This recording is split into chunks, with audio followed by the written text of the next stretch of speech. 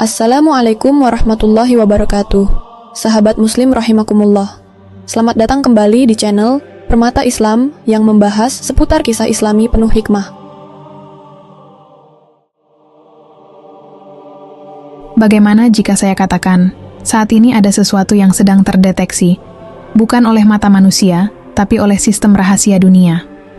Dan sejak itu, sebuah perburuan senyap dimulai untuk menemukan seseorang yang tidak seharusnya ditemukan.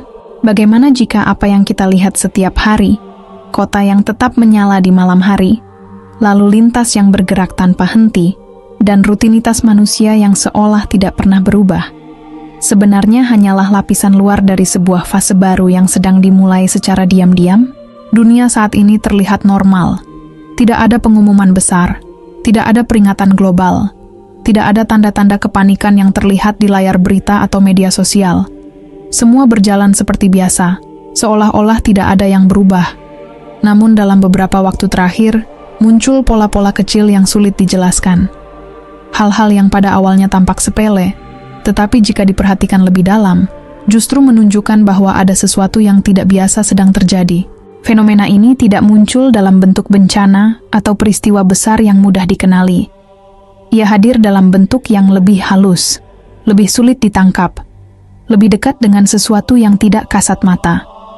Dan justru karena sifatnya yang tidak terlihat inilah, ia menjadi jauh lebih mengganggu bagi mereka yang menyadarinya lebih dulu.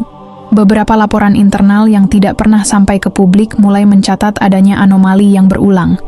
Bukan sekadar gangguan sistem atau kesalahan teknis, melainkan pola yang konsisten. Seolah-olah ada sesuatu yang sedang terbaca oleh sistem tertentu, meskipun tidak memiliki bentuk fisik yang jelas. Data-data tersebut menunjukkan adanya aktivitas yang tidak bisa dikategorikan sebagai fenomena alam biasa. Pada titik inilah, teknologi mulai memainkan peran yang tidak biasa. Dalam lingkaran terbatas, dikembangkan sebuah sistem yang dirancang untuk mendeteksi sesuatu yang selama ini berada di luar jangkauan sains konvensional. Sebuah pendekatan yang tidak lagi hanya berfokus pada materi, tetapi mencoba membaca apa yang berada di baliknya. Sistem ini tidak secara resmi diperkenalkan ke publik, namun dikenal dalam percakapan tertutup sebagai alat untuk memetakan energi tak kasat mata. Konsepnya sederhana secara naratif, namun kompleks dalam implementasinya. Jika selama ini manusia hanya mampu mengukur apa yang terlihat, seperti suhu, cahaya, atau gelombang, maka teknologi ini mencoba melangkah lebih jauh. Ia dirancang untuk menangkap sesuatu yang tidak terlihat, namun diyakini memiliki pengaruh nyata. Sebuah frekuensi halus yang selama ini hanya dibahas dalam ranah spiritual, kini mulai didekati dengan pendekatan teknologi. Disinilah istilah yang mulai beredar secara diam-diam muncul, detektor aura. Alat ini diyakini mampu membaca pola energi yang tidak biasa dari individu maupun suatu wilayah. Bukan energi dalam arti listrik atau panas, tetapi sesuatu yang lebih halus. Sesuatu yang selama ini tidak pernah benar-benar bisa dibuktikan, namun juga tidak pernah sepenuhnya bisa disangkal. Pada awalnya, penggunaan teknologi ini hanya bersifat eksperimental. Digunakan di beberapa titik terbatas untuk menguji akurasi dan konsistensinya. Namun hasil yang muncul justru di luar dugaan. Sistem tersebut mulai mendeteksi pola yang berulang di lokasi tertentu. Bukan hanya sekali, tetapi berkali-kali. Dan setiap kali pembacaan dilakukan, hasilnya semakin menguat. Seolah-olah ada pusat aktivitas yang menjadi sumber dari pola tersebut. Sebuah titik yang tidak berpindah secara acak, tetapi memiliki koordinat yang jelas. Hal ini langsung memicu perhatian dari pihak-pihak tertentu. Karena jika benar ada sesuatu yang bisa terdeteksi oleh alat tersebut, maka itu berarti ada fenomena yang selama ini tersembunyi. Kini mulai terbuka. Dan yang lebih mengkhawatirkan, fenomena tersebut tidak bersifat global, melainkan terfokus pada wilayah-wilayah tertentu yang memiliki nilai historis dan spiritual yang sangat tinggi. Informasi ini tidak pernah dipublikasikan, tidak pernah menjadi konsumsi media, hanya beredar di kalangan yang memiliki akses terhadap sistem tersebut. Mereka yang berada di dalam lingkaran ini mulai menyadari bahwa apa yang mereka hadapi bukanlah sesuatu yang bisa dijelaskan dengan mudah. Namun reaksi mereka bukanlah kepanikan terbuka. Tidak ada alarm yang dibunyikan. Tidak ada pernyataan resmi. Tidak ada tanda-tanda bahwa dunia sedang menghadapi sesuatu yang besar. Yang terjadi justru sebaliknya, sebuah kewaspadaan yang sangat tenang. Perubahan mulai terlihat, tetapi hanya bagi mereka yang cukup peka untuk memperhatikannya. Beberapa institusi mulai meningkatkan aktivitas mereka tanpa penjelasan yang jelas. Proyek-proyek tertentu yang sebelumnya tidak mendapat perhatian tiba-tiba dipercepat. Sementara yang lain justru dihentikan tanpa alasan yang transparan. Pergerakan ini terjadi secara halus, hampir tidak terlihat. Namun jika disatukan, semua perubahan tersebut membentuk satu pola yang sama. Sebuah respons terhadap sesuatu yang tidak diumumkan. Elit global, atau mereka yang memiliki akses terhadap informasi tingkat tinggi, mulai menunjukkan tanda-tanda perubahan perilaku. Bukan dalam bentuk kepanikan, tetapi dalam bentuk keputusan-keputusan yang tidak biasa. Mereka mulai bergerak lebih cepat, lebih tertutup, dan lebih selektif dalam berbagi informasi. Beberapa aset dialihkan, beberapa jalur komunikasi diperketat, bahkan beberapa lokasi strategis mulai mendapatkan perhatian khusus yang sebelumnya tidak pernah terjadi. Semua ini dilakukan tanpa penjelasan kepada publik, seolah-olah ada sesuatu yang mereka ketahui, namun memilih untuk tidak mengungkapkannya. Di sisi lain, teknologi yang digunakan untuk mendeteksi fenomena ini terus dikembangkan. Pembacaan dilakukan secara berulang dengan metode yang berbeda untuk memastikan bahwa hasilnya bukan kesalahan. Namun setiap kali sistem dijalankan, pola yang sama tetap muncul. Ini bukan lagi kebetulan. Ini bukan lagi anomali acak. Ini adalah sesuatu yang konsisten.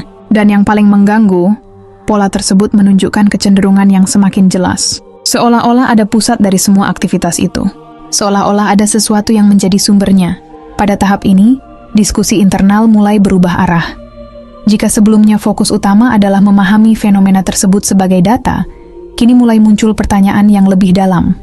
Pertanyaan yang tidak lagi berkaitan dengan apa, tetapi siapa. Karena jika energi tersebut memiliki pola yang terstruktur, jika ia terdeteksi secara konsisten di lokasi yang sama, dan jika intensitasnya terus meningkat, maka kemungkinan bahwa itu hanyalah fenomena alam menjadi semakin kecil. Dan disinilah titik di mana logika mulai bertabrakan dengan sesuatu yang lebih besar. Beberapa pihak mulai mempertimbangkan kemungkinan yang sebelumnya dianggap terlalu spekulatif, bahwa yang sedang mereka deteksi bukan sekadar gelombang atau energi tanpa bentuk, melainkan sesuatu yang memiliki pusat, memiliki arah, dan mungkin memiliki kesadaran. Pemikiran ini tidak pernah dibahas secara terbuka. Namun dalam lingkaran tertutup, ia mulai menjadi topik utama, karena jika dugaan ini benar, maka implikasinya jauh melampaui sekadar penemuan teknologi.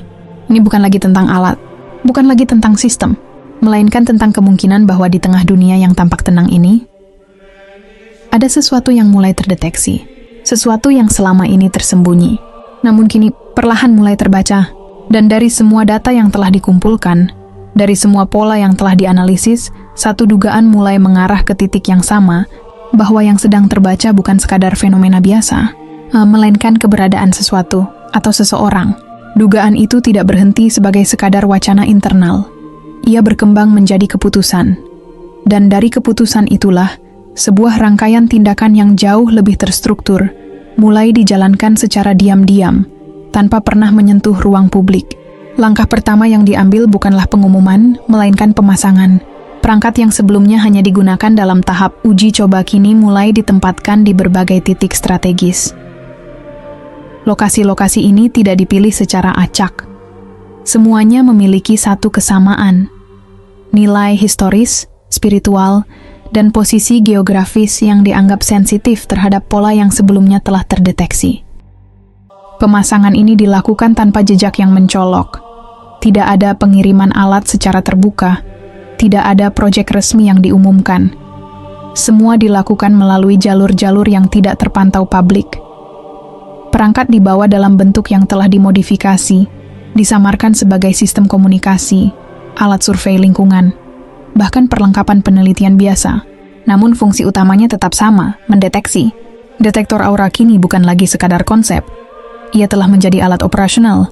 Di beberapa wilayah, perangkat ini ditempatkan secara permanen. Di lokasi lain, ia digunakan secara mobile, berpindah dari satu titik ke titik lain untuk mempersempit area pembacaan. Setiap data yang masuk langsung dikirim ke pusat analisis dengan tingkat enkripsi tinggi. Tidak ada celah bagi kebocoran informasi. Dan hasilnya, mulai menunjukkan sesuatu yang lebih spesifik. Jika sebelumnya hanya berupa pola umum, kini sistem mulai mampu mengidentifikasi pergerakan yang lebih terarah. Sinyal yang terdeteksi tidak lagi tersebar, melainkan terkonsentrasi. Bahkan dalam beberapa kasus, perubahan intensitasnya mengikuti pola waktu yang tidak acak. Ini bukan lagi sekadar energi, ini menyerupai jejak. Di titik inilah reaksi mulai berubah. Elit global yang sebelumnya hanya mengamati, kini mulai bergerak. Namun pergerakan mereka tidak terlihat sebagai kepanikan. Tidak ada tanda-tanda bahwa mereka kehilangan kendali. Justru sebaliknya, semuanya dilakukan dengan sangat terukur, sangat tenang, namun penuh tekanan di dalamnya. Keputusan-keputusan penting mulai diambil dalam waktu yang lebih singkat dari biasanya. Beberapa jalur komunikasi dipersempit hanya untuk individu tertentu.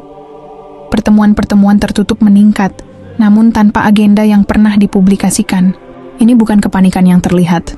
Ini adalah kepanikan yang dikendalikan. Di balik wajah-wajah tenang dan pernyataan publik yang tetap stabil, ada ketegangan yang tidak pernah ditunjukkan. Karena mereka memahami satu hal, apa yang sedang mereka hadapi tidak boleh diketahui oleh dunia luar. Jika informasi ini bocor, dampaknya tidak bisa diprediksi. Karena yang sedang dicari bukanlah sesuatu yang bisa dijelaskan dengan logika biasa. Seiring dengan itu, peran intelijen mulai diperluas. Bukan hanya intelijen dalam arti konvensional, tetapi unit-unit khusus yang terbiasa menangani operasi dengan tingkat kerahasiaan ekstrim. Mereka tidak lagi hanya mengumpulkan data, tetapi mulai bergerak langsung ke lapangan. Wilayah-wilayah yang sebelumnya hanya dipantau dari jauh kini mulai dimasuki. Namun masuknya mereka tidak pernah terlihat sebagai operasi militer. Penyamaran menjadi kunci utama. Beberapa hadir sebagai pekerja kemanusiaan, bergabung dengan organisasi yang memang sudah beroperasi di lokasi tersebut. Yang lain masuk melalui jalur penelitian, membawa identitas sebagai akademisi atau pengamat lingkungan. Bahkan ada yang menyatu dalam arus masyarakat biasa, tidak menunjukkan ciri apapun yang mencurigakan. Tujuan mereka satu, mengamati. Namun bukan hanya wilayah yang mereka pantau. Individu mulai menjadi fokus. Setiap orang yang berada di sekitar titik pembacaan mulai diperhatikan dengan lebih detail. Pola aktivitas mereka dicatat. Pergerakan mereka dianalisis. Bahkan interaksi sosial mereka menjadi bagian dari data yang dikumpulkan. Ini bukan pengawasan biasa. Ini adalah pemetaan manusia. Karena jika sinyal tersebut действительно berasal dari sebuah keberadaan, maka kemungkinan besar ia tidak terpisah dari manusia itu sendiri. Beberapa laporan mulai menunjukkan kecocokan antara pembacaan alat dengan keberadaan individu tertentu di lokasi yang sama. Meskipun belum bisa dipastikan, korelasi ini cukup untuk memicu tahap berikutnya, pencarian. Namun pencarian ini tidak dilakukan seperti yang dibayangkan banyak orang. Tidak ada pengejaran terbuka. Tidak ada daftar buronan. Tidak ada pengumuman bahwa seseorang sedang dicari. Semua dilakukan dalam diam. Setiap individu yang dianggap mendekati kriteria mulai diawasi lebih intens. Namun pengawasan ini tidak pernah langsung terlihat. Ia dilakukan melalui lapisan-lapisan yang sulit dilacak. Seseorang bisa saja merasa hidupnya normal, tanpa menyadari bahwa setiap langkahnya sedang diperhatikan. Dan semakin dalam mereka menggali, semakin jelas bahwa apa yang mereka cari tidak mudah ditemukan.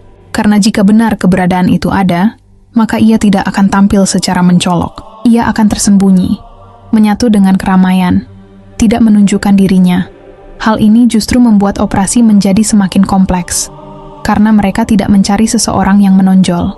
Mereka mencari seseorang yang tidak ingin ditemukan. Di sisi lain, tekanan internal terus meningkat. Setiap data baru yang masuk menambah urgensi. Setiap pola yang terkonfirmasi mempersempit kemungkinan. Dan setiap kegagalan dalam mengidentifikasi target membuat situasi semakin tegang. Namun tetap, tidak ada yang keluar ke publik. Dunia tetap berjalan seperti biasa. Tidak ada yang tahu bahwa di balik semua itu, sebuah operasi besar sedang berlangsung. Operasi yang tidak memiliki nama resmi, tidak tercatat dalam dokumen terbuka, namun melibatkan sumber daya yang sangat besar. Dan semua ini mengarah pada satu hal, sebuah perburuan yang tidak pernah diumumkan. Perburuan terhadap sesuatu yang tidak terlihat. Perburuan terhadap sesuatu yang tidak dikenali oleh sistem biasa. Perburuan terhadap sesuatu yang hanya bisa dideteksi, namun belum bisa dipastikan. Dan dari semua langkah yang telah diambil, dari semua strategi yang dijalankan, satu kesimpulan mulai terbentuk secara perlahan, bahwa semua operasi itu tidak berdiri sendiri. Semuanya mengarah pada satu target. Satu keberadaan yang terus muncul dalam pola, namun tidak pernah benar-benar terlihat. Seseorang yang tidak pernah tampil di hadapan dunia, namun namanya telah lama hidup dalam nubuat-nubuat lama. Nama itu bukan sekadar bisikan sejarah atau cerita yang berulang dari generasi ke generasi. Ia mulai menjadi titik rujukan dalam analisis yang sebelumnya hanya berfokus pada data dan pola. Ketika semua pembacaan mengarah pada satu wilayah yang sama, perhatian pun mengerucut ke sebuah kawasan yang sejak dahulu tidak pernah lepas dari pusat peradaban spiritual umat manusia. Wilayah itu adalah Hijaz. Bukan tanpa alasan lokasi ini menjadi fokus utama. Sejak awal, data dari berbagai perangkat menunjukkan bahwa pola yang terdeteksi memiliki intensitas tertinggi di kawasan tersebut. Bukan hanya sekali, tetapi berulang kali. Seolah-olah ada pusat yang tidak berpindah, sebuah titik tetap yang terus memancarkan sinyal yang sama. Meskipun waktu terus berjalan, secara geografis, Hijaz bukanlah wilayah yang paling maju dalam teknologi. Ia bukan pusat industri dunia, bukan pula pusat kekuatan militer global. Namun justru karena itu, anomali yang muncul di sana menjadi semakin sulit dijelaskan dengan pendekatan biasa. Karena jika sebuah sinyal kuat muncul di tengah wilayah yang tidak dikenal sebagai pusat aktivitas teknologi, maka kemungkinan besar sumbernya bukan berasal dari sistem buatan manusia. Dan jika bukan dari manusia, maka dari apa? Pertanyaan ini membawa analisis ke lapisan yang lebih dalam. Lapisan yang tidak lagi hanya berbicara tentang sains, tetapi juga sejarah dan spiritualitas. Hijaz bukan wilayah biasa. Di sanalah berdiri Ka'bah, titik pusat ibadah umat Islam di seluruh dunia. Di sanalah jutaan manusia berkumpul setiap tahun, datang dari berbagai penjuru bumi dengan satu tujuan yang sama. Di sanalah jejak para nabi terpatri, dan di sanalah banyak peristiwa besar dalam sejarah keimanan terjadi. Nilai spiritual wilayah ini tidak bisa diukur dengan instrumen apapun. Namun justru karena itu, ia menjadi tempat yang paling logis jika sesuatu yang bersifat non-fisik mulai terdeteksi. Dalam kerangka berpikir tertentu, wilayah dengan intensitas spiritual tinggi dianggap memiliki resonansi yang berbeda dibandingkan tempat lain. Dan jika benar detektor aura mampu membaca sesuatu di luar dimensi fisik, maka Hijaz adalah lokasi yang paling masuk akal untuk menjadi pusat pembacaan. Keputusan pun diambil. Fokus deteksi dipusatkan ke sana. Perangkat-perangkat tambahan mulai dipasang di titik-titik yang telah ditentukan. Jangkauan diperluas. Sensitivitas alat ditingkatkan. Setiap pembacaan dianalisis secara real-time dengan tingkat ketelitian yang jauh lebih tinggi dibandingkan sebelumnya. Namun semua ini tetap dilakukan tanpa menarik perhatian. Aktivitas di wilayah tersebut tampak normal di mata publik. Jamaah tetap datang dan pergi. Ibadah tetap berlangsung seperti biasa. Tidak ada tanda bahwa sesuatu yang besar sedang diam-diam dipantau dari berbagai arah. Di balik keramaian itu, pengawasan berlangsung, bukan hanya terhadap wilayah, tetapi terhadap manusia. Setiap individu yang berada dalam radius tertentu dari titik pembacaan mulai masuk dalam radar pemantauan. Namun sekali lagi, tidak ada pendekatan langsung. Semua dilakukan melalui metode yang tidak mencolok. Pergerakan jamaah diamati dari kejauhan. Pola ibadah mereka dicatat. Interaksi sosial mereka diperhatikan. Bahkan durasi keberadaan seseorang di titik tertentu menjadi bagian dari data yang dianalisis. Ini bukan lagi sekadar pengamatan umum. Ini adalah penyaringan. Karena di antara jutaan manusia yang datang dan pergi, ada kemungkinan bahwa satu di antaranya adalah sumber dari pola yang selama ini terdeteksi.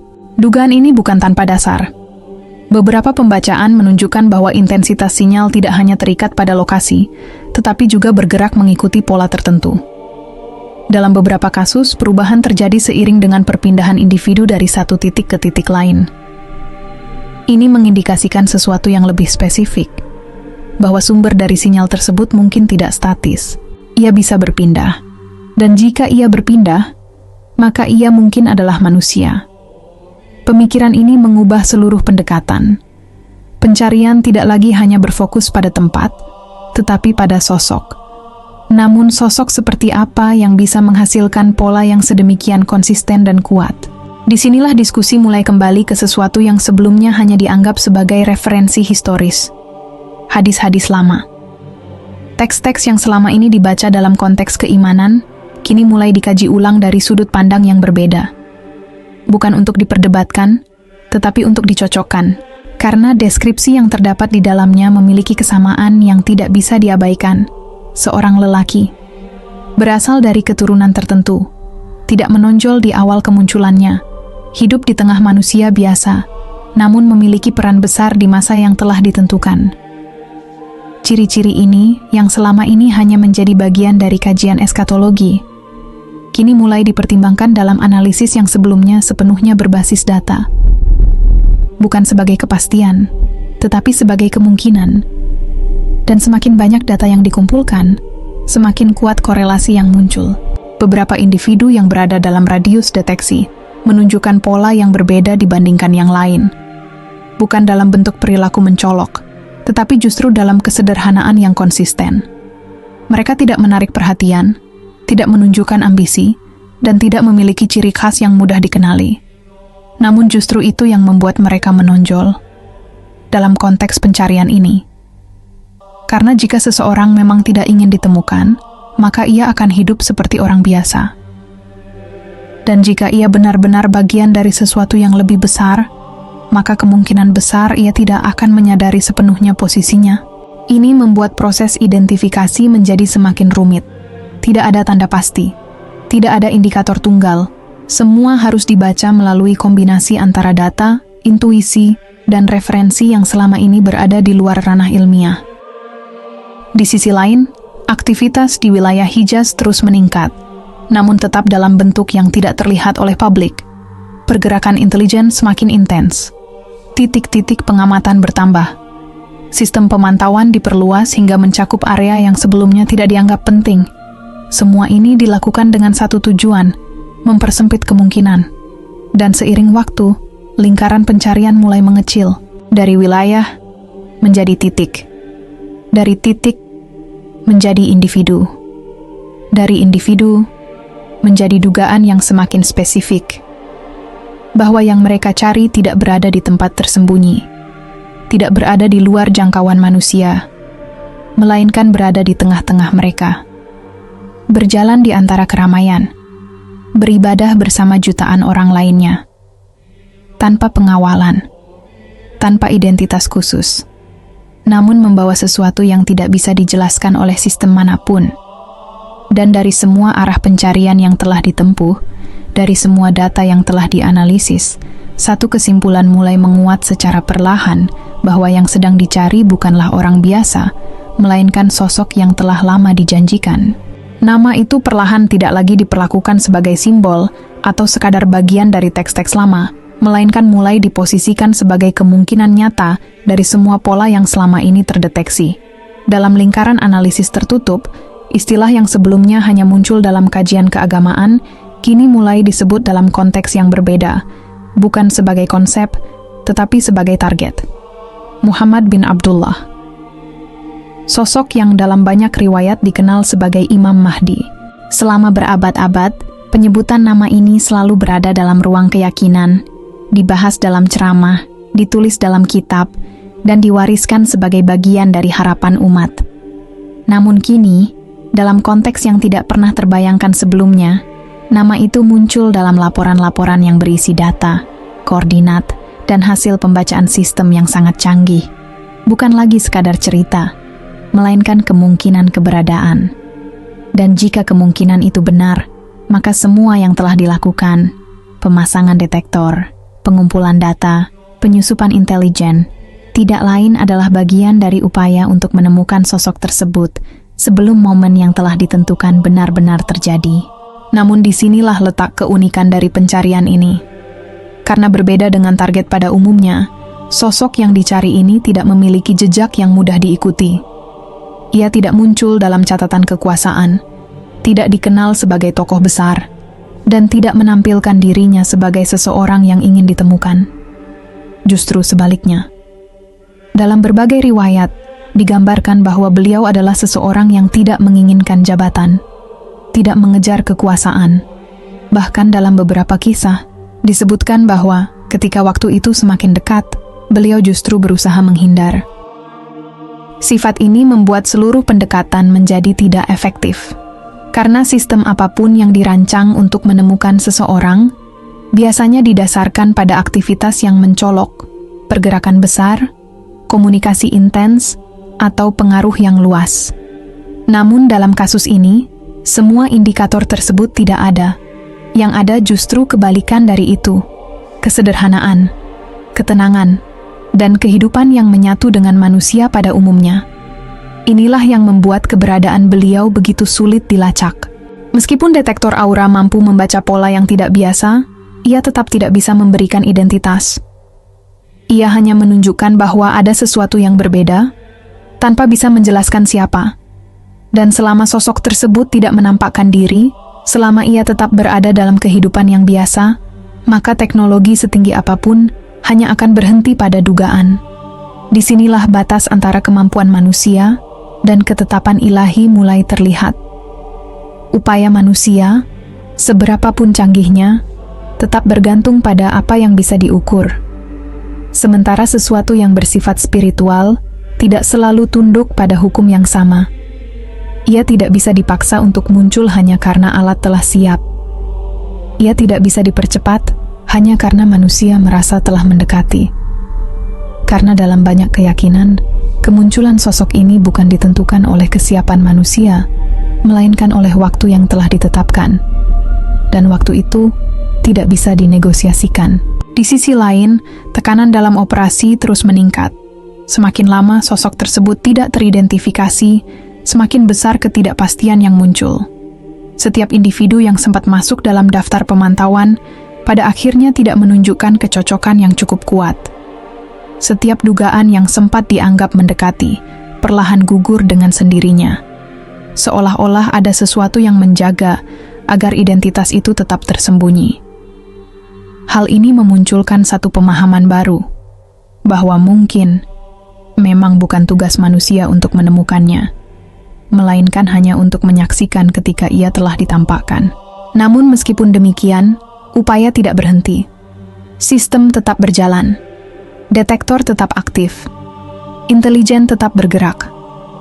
Semua dilakukan dengan harapan bahwa satu celah kecil akan muncul, satu petunjuk yang cukup untuk mengarah pada identitas yang selama ini dicari. Dan di tengah semua itu, sebuah gambaran mulai terbentuk. Bukan dari data semata, tetapi dari perpaduan antara analisis dan referensi yang telah ada sejak lama. Bahwa, ketika waktu itu tiba, sosok tersebut tidak akan muncul melalui proses yang panjang dan terlihat. Ia tidak akan diumumkan melalui sistem. Ia tidak akan diperkenalkan oleh kekuatan dunia. Ia akan muncul melalui sebuah peristiwa. Sebuah momen yang tidak bisa dihindari. Dalam banyak riwayat, momen itu digambarkan sebagai baiat. Terjadi di sebuah tempat yang sangat spesifik, di antara rukun Ka'bah, dalam suasana yang tidak direncanakan oleh manusia, namun telah ditetapkan jauh sebelumnya. Sekelompok kecil orang akan mengenalinya, bukan karena teknologi, bukan karena data, tetapi karena petunjuk yang tidak bisa dijelaskan dengan logika biasa. Dan dari sanalah, semuanya akan berubah. Karena pada saat itu, sosok yang selama ini tersembunyi tidak lagi bisa disembunyikan. Ia akan dikenal, diakui, dan diikuti. Semua sistem yang sebelumnya berusaha menemukan akan kehilangan perannya. Karena yang terjadi bukan lagi proses pencarian, melainkan awal dari sesuatu yang jauh lebih besar. Sebuah peralihan, dari ketidakpastian menuju kepastian, dari dugaan menuju kenyataan, dan dari upaya manusia menuju ketetapan yang tidak bisa diubah. Manusia bisa memasang alat, menggerakkan intelijen, dan mencoba menemukan yang tersembunyi. Namun ketika waktu itu tiba, yang mereka cari bukan lagi sesuatu yang bisa dikendalikan, melainkan takdir yang tidak bisa dihentikan.